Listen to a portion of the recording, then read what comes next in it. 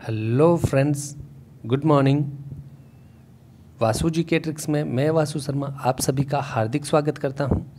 Friends, अपन फिर से आज लेके आए हैं टारगेट राजस्थान पुलिस और पटवार के लिए एग्ज़ाम बूस्टर लेके आए हैं। एग्ज़ाम बूस्टर सीरीज अपनी चल रही है। तो पीछे की क्लास में अपन ने लोक देवताओं के बारे में बहुत ही अच्छे तरीके से, शानदार तरीके से पढ़ा। और आज का जो चैप्टर है, आज का चैप्टर अपना रहेगा संत व संप्रदाय। संत व संप्रदाय। वैसे तो ये काफ़ी कठिन चैप्टर माना जाता है, याद नहीं होता आप लोगों को, होता है तो मुश्किल से होता है या फिर भूल जाते हैं कौन से संत कौन सा संप्रदाय क्या है। और यदि आप जैसे बुक्स उठाकर पढ़ें तो जैसे एक कॉमन बुक की बात कर लो, पनोरमा आजकल सभी के पास है, तो उसमें काफ़ी जो है डिटेल्स तो दी हुई है लेकिन काफ़ी टफ तरीके से है, तो आप उन्हें याद करने में आपको काफ़ी मुश्किल होती है। तो फ्रेंड्स, अपन जो है कल्चर का पोर्शन अभी अपन ने लिया है। राजस्थान पुलिस के एग्ज़ाम और चूँकि नज़दीक है तो इस वजह से अपन जो है फास्ट से जल्दी जल्दी सारा रिवीजन कल्चर का करने वाले हैं। तो देखिए, संत व संप्रदाय को सरल बनाने के लिए इसको सही तरीके से प्रेजेंट करने की ज़रूरत है। काफ़ी सरल चैप्टर है। आप यदि ध्यान लगाकर पढ़ें और यदि प्रेजेंटेशन अच्छा हो तो आपको आसानी से याद हो जाएगा, डरने की कोई बात नहीं है। ठीक है। और इसमें से क्वेश्चन जो है पक्का आता ही है, ये तो आपको पता है। तो आज अपन बहुत ही सरल तरीके से संत व संप्रदाय का चैप्टर पढ़ने वाले हैं। तो आप ध्यान लगा के बैठिएगा और वीडियो के एंड तक देखिएगा। ठीक है। तो चलिए शुरू करते हैं। फ्रेंड्स, बुक्स में आपने देखा होगा कि चैप्टर का नाम जो है कहीं कहीं दिया होता है राजस्थान के प्रमुख धार्मिक आंदोलन, कहीं कहीं दिया होता है संत व संप्रदाय। तो दोनों एक ही चीज़ है, राजस्थान के प्रमुख धार्मिक आंदोलन व संत व संप्रदाय। ठीक है। तो देखो, संत व संप्रदाय जब अपन पढ़ते हैं तो अपन को संत व संप्रदाय पढ़ने में इसके 4 पार्ट करने होते हैं, 3 पार्ट करने होते हैं। शैव संप्रदाय, वैष्णव संप्रदाय और एक अपन को करना पड़ता है भक्ति आंदोलन। कौन सा? भक्ति आंदोलन। तो भक्ति आंदोलन की बात तो करेंगे अपन बाद, लेकिन पहले अपन संप्रदाय के बारे में देखते हैं कि संप्रदाय कौन कौन से हैं। तो आंखें खुली रखिएगा, ध्यान से सुनिएगा, याद हो जाएगा। ठीक है। तो देखो, शैव संप्रदाय और वैष्णव संप्रदाय, इन दोनों में देखो अपन को याद कैसे करना है और आगे स्टेप बाय स्टेप किस प्रकार बढ़ना है। देखो, शैव संप्रदाय, वैष्णव संप्रदाय। शैव संप्रदाय क्या है? शैव नाम से आपको पता चल रहा है कि शिव के बारे में, भगवान शिव के बारे में बात कर रहे हैं। तो भगवान शिव व उनके अवतारों की पूजा आराधना जो करते हैं उस संप्रदाय को क्या कहते हैं? शैव संप्रदाय। वैष्णव संप्रदाय किसे कहते हैं? वैष्णव संप्रदाय कहते हैं भगवान विष्णु व उनके अवतारों की पूजा आराधना। तो या तो भगवान विष्णु की पूजा करें या भगवान विष्णु के अवतारों की पूजा व आराधना करें तो वो कौन से कहलाते हैं? वैष्णव संप्रदाय। ठीक है। जैसे भगवान विष्णु की पूजा कर ली, नारायण जिसे कहते हैं पूजा कर ली, कृष्ण भगवान विष्णु के अवतार थे, कृष्ण की पूजा कर ली। तो इस प्रकार भगवान विष्णु या उनके अवतारों की पूजा करते हैं, वो किस में शामिल होते हैं? वैष्णव संप्रदाय में। इसी प्रकार शैव संप्रदाय में शिव की पूजा। ठीक है। तो देखो, शैव संप्रदाय के बारे में बात करते हैं। शैव संप्रदाय में आपको 4 याद रखनी है, 5 है, लेकिन आपके जो है मोस्ट इम्पोर्टेंट आपके लिए टॉप 2 है, जो 1 और 2 नंबर पर लिखे हैं वही ज़्यादा इम्पोर्टेंट है। लेकिन अपन जो है बाकी की भी बात कर लेते हैं। नाथ संप्रदाय, पाशुपात या लकुली संप्रदाय, कापालिक संप्रदाय, लिंगायत संप्रदाय, ये 4 आपको देखने हैं। ठीक है। एक होता है कश्मीरी शैव संप्रदाय जो कश्मीर की घाटियों में जो है वहाँ रहता है। अजय देवगन की फिल्म थी सिवाय में जो साधु दिखाई देता है वो कश्मीरी शैव संप्रदाय का होता है। अब देखो, अपने काम की चीज़ क्या है? ऐसा पूछा जा सकता है निम्न में से कौन सा शैव संप्रदाय से संबंधित नहीं है? तो आपको ये 4 याद रखने हैं। 4 कैसे याद रखोगे? देखो, बहुत ही आसान है। नाथ घर पे आपने देखे होंगे, गांव में आपने देखे होंगे, साधु वगैरह आते हैं, कानों में कुंडल डाले हुए होते हैं, हाथ में कमंडल या फिर वो जो लकड़ी का बना हुआ उनका हाथ टिकाने का वो लिए हुए होते हैं। और वो जैसे ही घर पे आते हैं तो वो उच्चारण करते हैं हर हर महादेव या फिर ऐसे कहते हैं नाथ जी आएगा है ना, आखा लियाओ, नाथ जी आएगा है, ठीक है। और या फिर जो है शंभू ऐसे कुछ करके उच्चारण करते हैं। वो साधु कौन से संप्रदाय के होते हैं? नाथ संप्रदाय के होते हैं, ठीक है। और नाथ संप्रदाय के साधु है उनसे पाला अपना ज़्यादा पड़ता है ना, क्योंकि ज़्यादातर अपने को यही सुनने को मिलता है नाथ जी आगा, ठीक है। तो ये नाथ संप्रदाय, ये नॉर्मल है अपने तो याद है। पाशुपात या लकुलिश संप्रदाय, पाशुपात जो है, पाशुपात आपको पता है रामायण जब आपने देखी तो रामायण में मेघनाद के वध के समय क्या होता है कि जो लक्ष्मण है उन पर वो 3 अस्त्र चलाता है। एक ऐसा होता है भगवान शंकर का होता है जिसमें त्रिशूल आता है, क्या आता है? त्रिशूल आता है, और उसके यहाँ एक आँख सी आपको दिखाई देती है, ठीक है। और यहाँ जो है वो लक्ष्मण जी खड़े होते हैं, और इन्हीं के पास जो है वो कौन खड़े होते हैं? विभीषण खड़े होते हैं। तो ये क्या कहते हैं, वहाँ उस टाइम एक गाना चलता है कि पाशुपात अस्त्र चलायो, है ना। तो ये पाशुपात अस्त्र, पाशुपात अस्त्र का मतलब क्या है? त्रिशूल, समझ रहे हो? पाशुपात किसे कहते हैं? भगवान शिव शंकर के त्रिशूल जो होता है उसको पाशुपात कहते हैं। तो आपने रामायण में देखा तो आपको ये भी पता है कि ये जो पाशुपात का मतलब त्रिशूल, और त्रिशूल जो है ये किसका होता है? भगवान शंकर का। तो पाशुपात भी किससे संबंधित हो गया? शैव संप्रदाय से। इसी का दूसरा नाम है क्या? लकुलिश। इसी का दूसरा नाम क्या है? लकुलिश है। तो लकुलिश भी याद करवा देंगे। लकुलिश आपको याद होना चाहिए कि जब आप बुक्स में या कहीं भी आप जब बप्पा रावल के बारे में पढ़ते हैं, मतलब जिसका दूसरा नाम था काला भोज, तो उसके बारे में जब पढ़ते हैं तो वहाँ आपको पढ़ने को मिलता है कि हारित ऋषि के आशीर्वाद से, हारित ऋषि के आशीर्वाद से बप्पा रावल को मेवाड़ मिला था, ठीक है। तो हारित ऋषि जो थे ना वो किस संप्रदाय से संबंधित थे? लकुलिश। तो हारित ऋषि किस संप्रदाय से संबंधित थे? लकुलिश संप्रदाय से संबंधित थे। कापालिक संप्रदाय, कापालिक संप्रदाय क्या होता है? कापालिक संप्रदाय के नाम से ही आप जान सकते हैं। कपाल आ रहा है ना, कपाल का मतलब क्या होता है? कपाल का मतलब होता है खोपड़ी। बिहार जो है वहाँ बोलते हैं ना खोपड़िया उड़ाए देंगे, है ना, ऐसे फिल्मों में डायलॉग आता है ना, तो ये वही खोपड़ी है, ठीक है। कपाल, कपाल यानी खोपड़ी। तो ये क्या करते हैं, ये जो कापालिक साधु है ये जो है ये गले में खोपड़ी, छोटी जो खोपड़ियाँ होती हैं, खोपड़ियों की माला पहनते हैं जिसे मुंड माला कहते हैं, है ना। तो खोपड़ियों की माला, एक बार इमेजिन कीजिए कि कोई साधु है वो गले में खोपड़ियों की माला पहने हुए हैं और शरीर पे राख लगाए हुए हैं, और वो क्या करते हैं, इन्हीं खोपड़ियों में सुरापान करते हैं, है ना। सुरा को इसमें डाला खोपड़ी में और पी गए, तो ये सुरापान करते हैं। ये साधु जो है ना वो भस्म से स्नान करते हैं। किससे करते हैं? भस्म से स्नान करते हैं, ठीक है। तो देखो एक तो होती है भस्म, एक होती है, अच्छा आपको अभी पूछे भस्म क्या होती है तो आप कहेंगे राख होती है ना।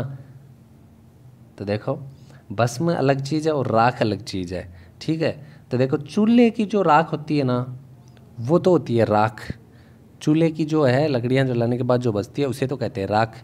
लेकिन शमशान में जब व्यक्ति मर जाए तो उसको जलाने के बाद जो उसके अवशेष बचते हैं, उसकी जो जलाई हुई जो राख बचती है उसको क्या कहते हैं? भस्म कहते हैं। तो ये कापालिक साधु क्या करते हैं? इस भस्म से स्नान करते हैं, ठीक है। और शमशान में रहते हैं ये साधु, और गले में मुंड माला खोपड़ी पहनते हैं, और खोपड़ी से क्या करते हैं? जो सुरापान है वो करते हैं। इन्हें अघोरी बाबा कहा जाता है, अघोरी बाबा या अघोरी बाबा, ठीक है। लेकिन अपने यहाँ जो है इनका ज़्यादा प्रभाव नहीं है, दक्षिण भारत में इनका ज़्यादा प्रभाव है। तो समझ में आया, ये है कापालिक संप्रदाय। फिर आता है लिंगायत संप्रदाय। लिंगायत संप्रदाय जो है शिवलिंग के बारे में बात कर रहा है। तो शिवलिंग पर जल चढ़ाने को, जलाभिषेक को ही ये क्या मानते हैं? भगवान की आराधना मानते हैं। तो अब एक बार रिवाइज कीजिए, यहाँ आपको इतना ही याद रखना है भाई शैव संप्रदाय कौन कौन से हैं। तो एक बार याद कर लीजिए, रिवाइज कर लीजिए। 1 नंबर नाथ संप्रदाय, 2 नंबर पाशुपात या पाशुपात या लकुली संप्रदाय, 3 नंबर कापालिक, 4 नंबर लिंगायत। ये चारों संप्रदाय आपको शैव संप्रदाय में याद रखने हैं कि ये 4 शैव संप्रदाय है, ठीक है। अब इसके बाद देखो इसके बाद जो है आपको याद रखना है क्या, इसके बाद अपन चलते हैं वैष्णव संप्रदाय पे। किस पे? वैष्णव संप्रदाय पे। भगवान विष्णु व उनके अवतारों की पूजा आराधना करना कौन से संप्रदाय का कार्य है, कौन से संप्रदाय में ऐसा होता है? तो वैष्णव संप्रदाय में ऐसा होता है। ठीक है, देखो वैष्णव संप्रदाय में अपन को पांचों याद रखने हैं। वल्लभ संप्रदाय, निम्बार्क संप्रदाय, गौड़ीय संप्रदाय, रामानंद संप्रदाय, रामानुज संप्रदाय। ठीक है, अब देखो ये जो है ये 5 आपको याद रखने हैं। तो या तो आप इनको याद करोगे तो बच्चे वो कौन से हो जाएंगे? वैष्णव संप्रदाय। लेकिन फिर जब है अपन आगे चलेंगे तो सगुण, निर्गुण, मिश्रित, भक्ति परंपरा भी आपको पढ़ने पड़ेगी। तो वहाँ भी निष्कलंक संप्रदाय, चरणदासी, लालदासी, मीरादासी ये संप्रदाय पढ़ेंगे। तो वहाँ जो है आपके लिए थोड़ा सा टिपिकल हो सकता है। इसको थोड़ा सा सरल करने के लिए वहाँ आपको जो संप्रदाय होगा उसके, जैसे चरणदासी है, चरणदासी द्वारा प्रतिपादित, मीरादासी, मीराबाई द्वारा प्रतिपादित, है ना, निष्कलंक माऊजी, इस प्रकार से आपको करना होगा। लेकिन यहाँ यदि आप दूसरे तरीके से याद रखना चाहिए इनको कि कौन कौन से वैष्णव संप्रदाय है, तो मैंने एक ट्रिक लिखी थी। क्या लिखी थी? कि राम जी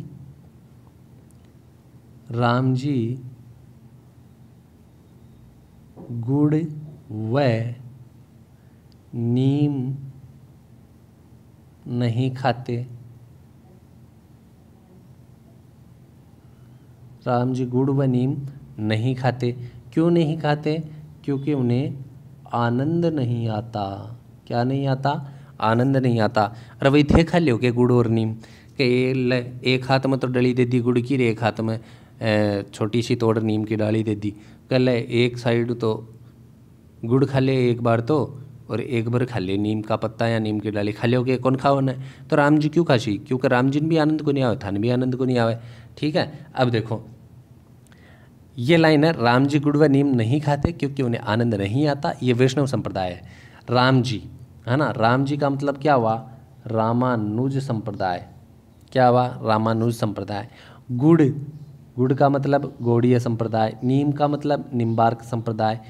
वाया ना, इस व का मतलब है वल्लभ संप्रदाय। आनंद आ रहा है ना, तो आनंद का मतलब हो गया राम आनंद, है ना। क्यों नहीं खाते? क्योंकि राम को आनंद नहीं आता। तो राम आनंद, रामानुज, गुड़ से गौड़ीय, नीम से निम्बार्क, व का मतलब वल्लभ संप्रदाय। तो ये पांचों संप्रदाय याद कर लीजिएगा कि ये वैष्णव संप्रदाय से संबंधित है। ठीक है, अब देखो बढ़ते हैं आगे। आगे आपको भक्ति परंपरा पढ़नी पड़ेगी भाई, वो तो ये संप्रदाय। ठीक है, अब भक्ति परंपरा तो मैंने इस चैप्टर को 2 भागों में बांट लिया। एक तो संप्रदाय पढ़ेंगे, एक भक्ति परंपरा पढ़ेंगे। भक्ति परंपरा का मतलब क्या हुआ? भक्ति परंपरा का मतलब हुआ कि अलग अलग जो साधु हैं वो अलग अलग तरीके से पूजा पाठ करते हैं, अलग अलग तरीके से ईश्वर की भक्ति करते हैं। तो उनमें विभाजन कर दिया गया कि भक्ति परंपरा 3 प्रकार से, एक सगुण भक्ति, एक निर्गुण भक्ति और एक मिश्रित भक्ति। देखो सगुण भक्ति, निर्गुण भक्ति और मिश्रित भक्ति। सगुण भक्ति और निर्गुण भक्ति में क्या फ़र्क है? फ़र्क ये है, जैसे मीराबाई है, मीराबाई किसकी पूजा करती थी? कृष्ण भगवान की पूजा करती थी। तो क्या ये मूर्ति पूजा करती थी? बिल्कुल करती थी, कृष्ण भगवान की मूर्ति की पूजा करती थी। गौरीबाई किसकी पूजा करती थी? कृष्ण भगवान की करती थी। तो इस प्रकार से, ठीक है। निर्गुण भक्ति में देखो जाम्बोजी है, जाम्बोजी है, क्या इन्होंने कृष्ण भगवान की पूजा करना बताया? बिल्कुल नहीं। क्या इसने विष्णु भगवान की पूजा करना बताया? बिल्कुल नहीं। क्या इन्होंने शिव शंकर भोलेनाथ की पूजा करना बताया? बिल्कुल नहीं। तो इन्होंने क्या किया? इन्होंने एक नए ही संप्रदाय का प्रतिपादन कर दिया, प्रतिपादन, है ना। तो किस नाम से? विष्णुई संप्रदाय से। जसनाथ जी थे, इन्होंने क्या किया? क्या कृष्ण, शिव या विष्णु की पूजा करना बताया? बिल्कुल नहीं। इन्होंने जसनाती संप्रदाय का प्रतिपादन कर दिया। ठीक है, तो ये क्या है? ये निर्गुण भक्ति है, समझ रहे हो। तो यदि सगुण भक्ति का मतलब किसी भगवान की आराधना या ईश्वरीय शक्ति की आराधना या ईश्वरीय अवतार की आराधना, मूर्ति पूजा करना, ये जो है ये क्या है? सगुण है। निर्गुण भक्ति में ऐसे महान पुरुष, साधु संत जिन्होंने एक अलग ही संप्रदाय का प्रतिपादन किया और अपने ही नाम से, अपने ही एक अलग धर्म का प्रतिपादन कर दिया तो उन्हें क्या कहते हैं, निर्गुण भक्ति। ठीक है। और मिश्रित भक्ति में दोनों आ जाते हैं, कहीं कहीं ईश्वरीय आराधना मिलती है और कहीं कहीं संप्रदाय जो है साधु संतों द्वारा प्रतिपादित तो उनकी आराधना वगैरह मिलती है। ठीक है। तो ये सगुण और निर्गुण में आपको फर्क समझ आया। अब देखो, जहाँ आपको लगे कि ईश्वरीय शक्ति की आराधना हो रही है वहाँ आप सगुण करोगे, और जहाँ आपको लगे कि किसी व्यक्ति विशेष द्वारा प्रतिपादित संप्रदाय में पूजा पाठ अपने ही तरीके से हो रही है ना, तो वहाँ आप क्या करोगे, निर्गुण करोगे। जिस प्रकार से उदाहरण स्वरूप मैं आपको पूछूं, शैव संप्रदाय को आप क्या कहेंगे? शैव संप्रदाय जिसके बारे में आपने अभी देखा, नाथ, पाशुपात, लिंगायत, कापालिक, है ना, तो ये जो आपने देखा वो किस में कहोगे, सगुण या निर्गुण? वहाँ शिव शंकर भोलेनाथ की पूजा पाठ हो रही है, इसका मतलब वो क्या है, सगुण है ना। सगुण का मतलब भगवान के साथ कर लो। ठीक है। वैष्णव संप्रदाय के बारे में पूछ ले, गौड़ीय संप्रदाय पूछ ले कि गौड़ीय संप्रदाय सगुण है कि निर्गुण, तो गौड़ीय संप्रदाय में भगवान विष्णु का मतलब वैष्णव संप्रदाय से संबंधित है तो सगुण है। ठीक है। तो इस प्रकार से आपको याद रखना है, ये चीज़ भी याद कर लेना। समझ में आया? फर्क ज़्यादा समझना है इसमें, याद अपने आप हो जाएगा। बढ़े आगे, तो आगे बढ़ते हैं। आगे बढ़ने में अपन पहले पढ़ेंगे शैव संप्रदाय, उसके बाद पढ़ेंगे वैष्णव संप्रदाय और फिर पढ़ेंगे भक्ति परंपरा। ठीक है। तो आज अपन पढ़ते हैं शैव संप्रदाय। देखो, शैव संप्रदाय बहुत ही छोटा सा है और बहुत ही आसान है। शैव संप्रदाय में सबसे ज़्यादा प्रश्न आपके लिए पूछे जाते हैं कहाँ से? सबसे ज़्यादा प्रश्न पूछे जाते हैं नाथ संप्रदाय से। तो देखो, नाथ संप्रदाय जो है इसके प्रवर्तक कौन थे? तो इसके प्रवर्तक थे नाथ से नाथ मुनि। कौन थे? नाथ मुनि थे। इन्हीं नाथ मुनि को क्या कहा जाता है? मच्छिंद्र नाथ कहा जाता है। क्या कहा जाता है? मच्छिंद्र नाथ कहा जाता है। अब देखो, नाथ संप्रदाय में मच्छिंद्र नाथ, और मच्छिंद्र नाथ जो है इनके कितने शिष्य हुए? इनके शिष्य हुए 2। कितने शिष्य? 2 शिष्य हुए इनके। और वो 2 शिष्य कौन कौन से थे? एक सेकंड, चलो आगे मैं यहाँ आपके लिए खाली पेज लेके आया हूँ, वहाँ आपको समझाता हूँ। यहाँ देखो, तो नाथ संप्रदाय, ठीक है, नाथ संप्रदाय के प्रवर्तक कौन? नाथ मुनि। कौन थे? नाथ मुनि थे। इन नाथ मुनि के शिष्य कितने हुए? तो इन नाथ मुनि के शिष्य हुए भाई 2। कितने शिष्य? 2 शिष्य। कौन कौन से? एक तो हुए गोरखनाथ, और देवताओं में आपने देखा है गोरखनाथ किसके गुरु थे? गए से गोगाजीर, गए से गोरखनाथ। तो गोरखनाथ। एक थे जालंधर नाथ। कौन थे? जालंधर नाथ। तो 2 शिष्य हो गए। अब इन दोनों शिष्यों में एक मोस्ट इम्पोर्टेंट प्रश्न आता है कि हठ योग के प्रवर्तक कौन थे? हठ योग के प्रवर्तक। तो हठ योग के प्रवर्तक कौन थे? हठ योग के प्रवर्तक थे गोरखनाथ। ठीक है। गोरखनाथ जी का एक शिष्य हुआ, गोरखनाथ जी का एक शिष्य हुआ, नाम क्या था? भर्तृहरि। क्या नाम था? भर्तृहरि। अब आपने राजस्थान ज्योग्राफी में यदि पढ़ा है कि भर्तृहरि की गुफा या भर्तृहरि की समाधि कौन से अभ्यारण्य में, तो आपको पता होना चाहिए सरिस्का अभ्यारण्य में है। सरिस्का के बारे में पढ़ते हो तो आपको ये पता चलता है कौन से अभ्यारण्य में है? सरिस्का अभ्यारण्य में। राजस्थान में कितने टाइगर प्रोजेक्ट हैं? तो 3 हैं। कौन कौन से? सरिस्का, रणथंबोर, मुकुंदरा हिल्स। कौन कौन से? सरिस्का, रणथंबोर, मुकुंदरा हिल्स। याद कैसे करना? शर्म नाम से, कि टाइगर को शर्म नहीं आती, मतलब थे यदि भी के सामने चले जाए वो शर्मावे को नहीं थाऊँ कि खाऊँ कौन खाऊँ, सेकेंड ही कौन लगावा है ना, तो शर्म नहीं आती उसको, खा जाएगा एकदम आराम से, है ना। तो सैसे सरिस्का, रैसे रणथंबोर और मैं से मुकुंदरा हिल्स। तो ये एक ट्रिक होगी आपके लिए। ठीक है। और सरिस्का जो है ये पूरे भारत की सबसे छोटी बाघ परियोजना है। समझ में आया? ठीक है। तो ये याद करना, नाथ मुनि से गोरखनाथ इनके शिष्य थे, जालंधर नाथ इनके शिष्य थे। गोरखनाथ हठ योग के प्रवर्तक थे, और गोरखनाथ के एक शिष्य हुए जिनका नाम था भर्तृहरि, और इनकी जो समाधि धूणा है ये कहाँ है? सरिस्का अभ्यारण्य अलवर में। जालंधर नाथ के बारे में बात करें तो जालंधर नाथ का जो तपो स्थल था वो क्या था? सीरे मंदिर। क्या नाम से मंदिर है? सीरे मंदिर। और सिरे मंदिर कहाँ है? जालोर का दुर्ग तो आपको पता है, जालोर दुर्ग की कहानी आपने सुनी है, कानड़ देव, वीरम देव। तो जालोर दुर्ग के सामने है ये सिरे मंदिर, ठीक है। और इसका निर्माण किसने करवाया था? महाराजा मान सिंह। मान सिंह कहाँ से? जोधपुर से, इन्होंने करवाया। जालंधर नाथ के एक शिष्य हुए, कौन? तल्लीनाथ जी। कौन हुए? तल्लीनाथ जी। तो तल्लीनाथ जी, मल्लीनाथ जी नहीं है भाई, ये कौन से हैं? तल्लीनाथ जी। और तल्लीनाथ जी का जो स्थान है वो कहाँ है? पांचोटा गांव जालोर में। कहाँ है? पांचोटा गांव जालोर में। तो ये चीज़ आपको याद हुई। शॉर्ट में अपन को समझते जाना है, और ऐसे ही नोट्स आपको अपनी नोटबुक में उतार लेना है इनको, ताकि आप जल्दी से जल्दी याद करके निकल जाओ। ये नहीं है अभी एग्ज़ाम टाइम में कि आप मतलब किताबें उठाओ, नोटबुक उठाओ और पढ़ते जाओ लंबी लंबी लाइनें वगैरह। मतलब शॉर्ट नोट्स बनाओ अपने और उनको फटाफट देखो, ठीक है। तो यहाँ देखो, नाथ मुनि प्रवर्तक थे नाथ संप्रदाय के। इनके शिष्य वे गोरखनाथ हठ योग के प्रवर्तक थे। इनके शिष्य वे भर्तृहरि, जिनकी समाधि यहाँ धुना कहाँ है? सरिस का अभ्यारण्य अलवर। इधर आपने देखा जालंधर नाथ दूसरे शिष्य, जिनकी तपोभूमि सिरे मंदिर कहाँ? जालोर दुर्ग के सामने है। निर्माण किसने करवाया? महाराजा मान सिंह कहाँ से? जोधपुर से। शिष्य मतलब जालंधर नाथ के शिष्य तल्लीनाथ जी का स्थान पांचोटा गांव जालोर में, ठीक है। इतनी चीज़ याद हुई। अब देखो, नाथ संप्रदाय के दो पंथ है। कितने पंथ हैं? दो पंथ है। इन दो पंथों में एक तो है बैराग पंथ और एक है मान पंथ या पाव पंथ। मान पंथ या पाव पंथ। तो मान पंथ या मान नाथी है ना, पाव पंथ या पाव नाथी। तो ये जो है ये किस संप्रदाय से है? नाथ से। और बैराग पंथ भी किससे? नाथ के।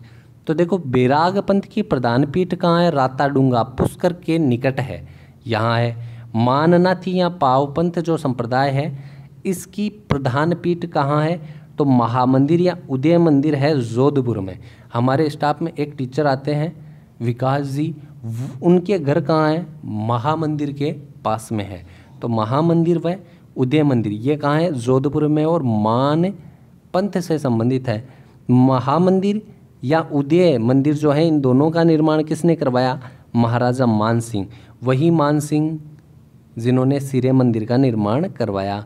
तो महाराजा मान सिंह के गुरु का नाम क्या था? आई.एस. देवनाथ था। क्या था? आई.एस. देवनाथ।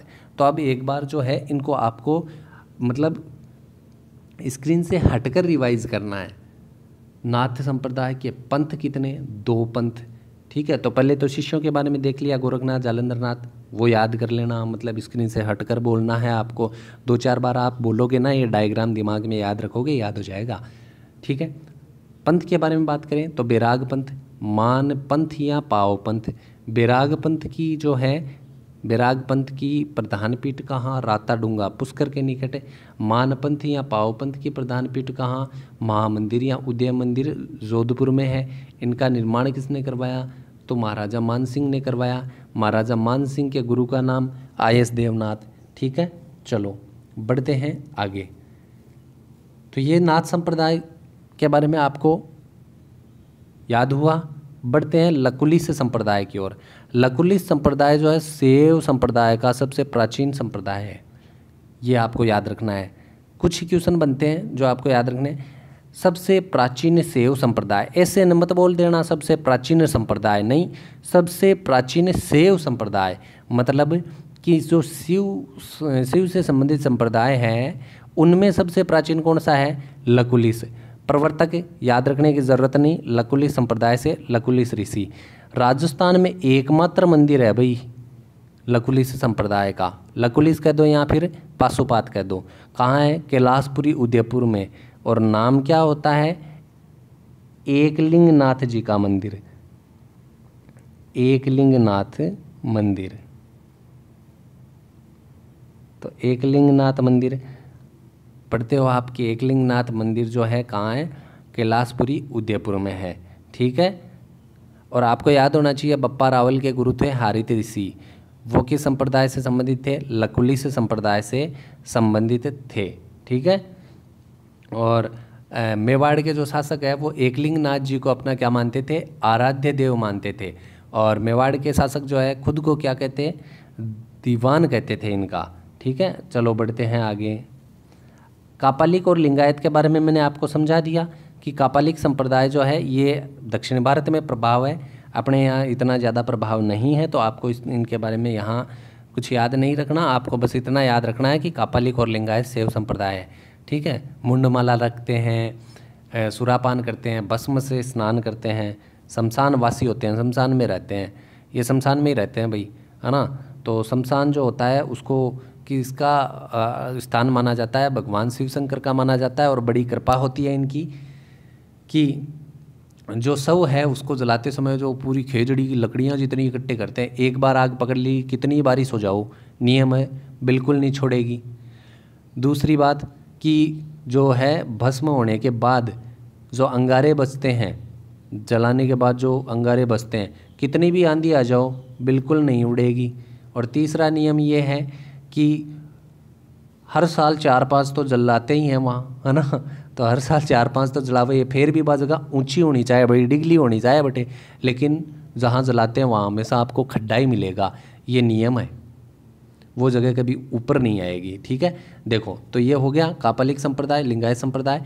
अब आपसे प्रश्न कर लेते हैं। देखो प्रश्न है, राजस्थान में शैव संप्रदाय को मानने वाली रियासत थी। कौन से संप्रदाय को? शैव संप्रदाय को।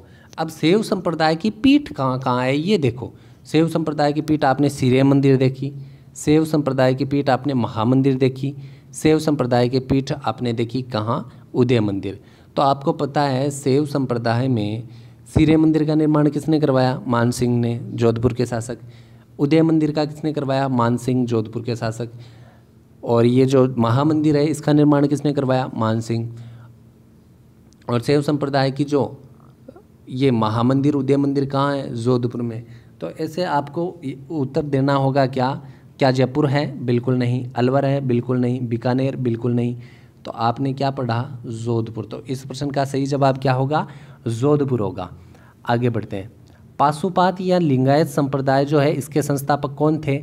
पाशुपात या लकुलिस, पाशुपात या लकुलिस संप्रदाय के। तो पाशुपात या लकुलिस संप्रदाय के कौन थे? ऋषि लकुलिस थे।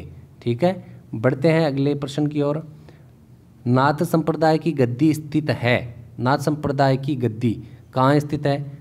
जल्दी से जवाब दीजिए।